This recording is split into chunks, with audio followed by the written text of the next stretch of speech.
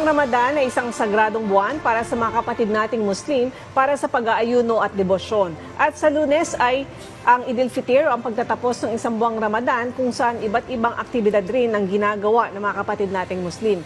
Pag-usapan natin yan kasama si Imam Benhar Astisawadi ng National Commission on Muslim Filipinos. Assalamualaikum, sir. Waalaikum po. Good afternoon po. A'udzu billahi minash shaitanir rajim. Bismillahirrahmanirrahim. Innal hamdalillahi wassalatu wassalamu ala Rasulillah wa ala alihi ajmain. Amma ba'd. Assalamualaikum warahmatullahi wabarakatuh sa mga brothers and sisters sa Islam. At good afternoon po sa lahat. On behalf of National Commission on Muslim Filipinos, sa pamumuno po ng butihin naming Secretary, Honorable Secretary Sabuddin Abdurrahim, ngayon po ay tatalakayin natin yung patungkol po sa Eid al-Fitr. Opo. Yes po. Sir, Nagpapasalamat po kami sa pag-iimbita niyo po dito sa amin. At kami nagagalak po na pag-usapan po ang isa sa pinakamahalagang araw sa mga kamusliman. Sir, paano po pinagdiriwang ng mga kapatid natin Muslim yung pagtatapos ng month-long Ramadan o Eid al-Fitr?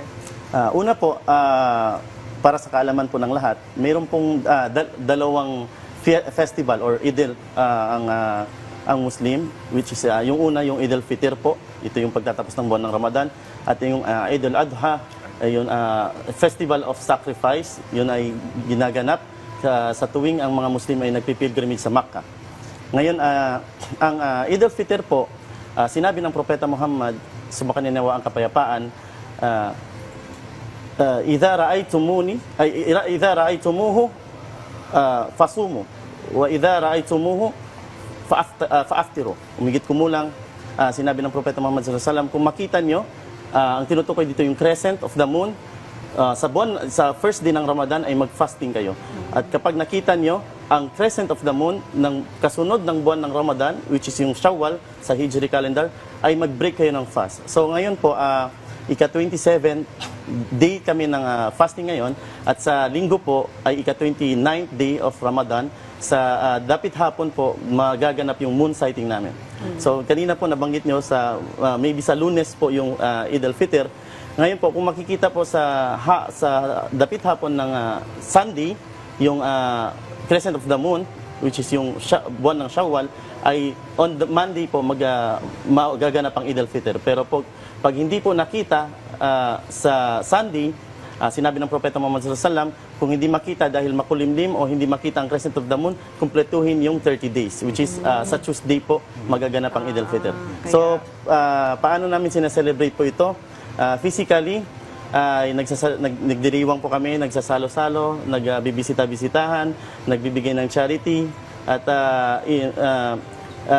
spiritually, nagpaparami po kami ng mga gawaing mabubuti. Ang commission po, sir, meron po bang inihandang activities in relation to that? First time in history po, sa pamumuno ng aming buting secretary, kami, ang mismo pong secretary namin ang magli-lead ng prayer ng Eid al-Fitr ngayong Eid al-Fitr 2025 nagaganapin sa Luneta po. So, expect natin na malaking Yes po. pagdiriwang yun. Yes po. Sir, ano naman po yung mga ipinagbabawal sa mga kapatid nating Muslim tuwing panahon ng Ramadan? Sa pinagbabawal po, mayroon po kasing dalawang bagay. Una po, yung halal siya, pinwede siya, pero binawal siya during Ramadan, which is yung katulad ng pagkain, pag-inom o yung paglapit sa asawa during fasting sa umaga. Yung pangalawang bawal po is bawal siya sa Ramadan, bawal din siya sa outside of Ramadan. Kasama na po doon yung paggawa ng masama, pagsisinungaling, panglilibak o kung anumang gawaing masama. So sa Ramadan, ito po ay binaburn namin, hindi lang yung burning calories, kaya nga may kasabihan, fasting is not just burning calories, it's fasting is burning ego, pride, and sins. So ito po yung mga bagay na pinagbabawal sa amin during Ramadan. Noon sa fasting, sir, meron po bang exempted? Exempted po, may mga exempted po, kagaya ng nabanggit ng Propeta Muhammad sallallahu alaihi wasallam, yung halimbawa, buntis na kinakatakutan niya na baka may mangyari sa kanyang baby, or yung nagpapasusong nanay. Kasama na rin po yung mga matatanda na hindi na nila kaya mag-fasting, at kasama na rin din po doon na yung may mga sakit na hindi sila pwedeng mag-fasting. What about yung mga bata? Kasi kung ilang taon yun Yes. sila nire-require? Yes po. Sa mga bata, kung hindi pa umabot sa tamang gulang, ay hindi naman sila nire-require din, hindi din obligado sa kanila. Kung gusto nilang itry, ay pwede po as a practice po. Pero usually ilang taon po yan? Curious. Around, yung sa babae, kapag siya po ay dinalaw na, niregla na, at sa lalaki po, within 15 years old, mga ganun po. Okay. So, Sir, ano po yung collaboration natin with Indonesia in this regard? So ano po yung layunin nito at ano po ba yan, joint celebration po? Yung sa collaboration or pagiging ano natin sa Indonesia, unang-una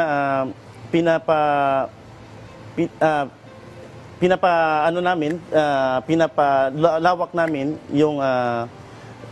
yung pagkakaroon ng collaboration or relationship hindi lang sa Indonesia kundi sa iba pang Muslim countries. Yes po, lalong-lalo na sa pag-aaral sa education, specifically yung Islamic education. So hindi lang siya related to the two Eids, kundi mas malakihan Mas malawakang pa. okay, sir, panghuli na lang, ano pong inyong mensahe sa ating mga kapatid na Muslim ngayong Idul-Fitr? Ngayon, sa mga kapatid kong Muslim, tandaan po natin yung kung ano yung purpose ng Ramadan. Hindi lang po ito pagtitiis sa uhaw at gutom. Ito'y pagtatanggal ng mga masasawang gawain. Ito yung inutos sa atin kung bakit tayo binigyan ng Ramadan. At naway tinanggap ng Allah Ta'ala ang ating mga sakripisyo sa buwan na ito. So alhamdulillah, maraming salamat po sa inyo sa pag-imbita po sa amin dito. Shukran po, Imam Minhar Astiz Sawadi ng National Commission on Muslim Filipinos. Thank you, sir. Thank you po.